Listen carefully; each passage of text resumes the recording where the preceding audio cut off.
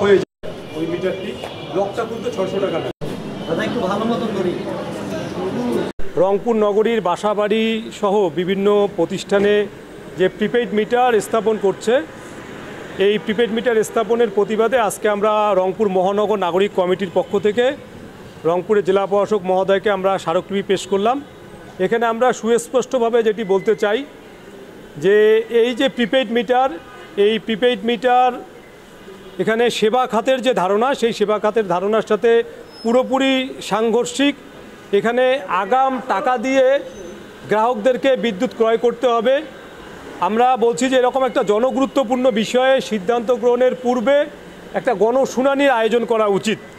6 দফা দাবির জন্য আমরা যে স্মারকলিপিটা দিলাম, এটা যদি প্রশাসনিকভাবে পদক্ষেপ না নেয় তাহলে আমরা জনগণকে সাথে নিয়ে এটাকে একটা জোরালো আন্দোলনের পথে নেব। অনেক দিন আগে শুরু করছিল, প্রতিবাদের মুখে এটা বন্ধ রাখছে। এর আগে ডিসি সাহেবও বলছিলেন এটা হবে না।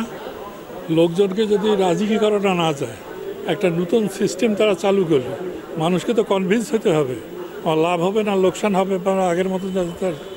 এখন তো নানা রকম সমস্যা হইতেছে, জবরদস্তি করে কিছু কিছু জায়গায় এরা করছে, কিন্তু অধিকাংশ জায়গায় প্রায় 80% রংপুরেরা করে নেই, করতে পারে নেই। এখন জোর করে চাপাই দিলে কি হবে? এটা জোর করে চাপাই দিলে মানুষও সচেতন হবে আর আন্দোলনমুখী হবে, একটা বিশৃঙ্খলা হইতে পারে। কনফ্রন্টেশন যদি হয় তা তো বিশৃঙ্খলা হবে না। সুতরাং এইটা তো কোনো সরকারের উদ্দেশ্য হইতে পারে না। যদি সঠিক বুঝলাম, এটা যুক্তি ধরে নেই যেটা ঠিক, মানুষ বুঝতেছে না, তো মানুষকে তো বুঝাইতে হবে। কনভিন্স করেন, কনভিন্স করে মানুষে তখন ডাকে নিয়ে আসি, দিয়ে দেবে যে এই মিটার আপনার লাগান, আমরা আগে দিকে খুলে নিয়ে যান, মানুষ তো স্বতঃস্ফূর্তভাবে দিয়ে দেবে।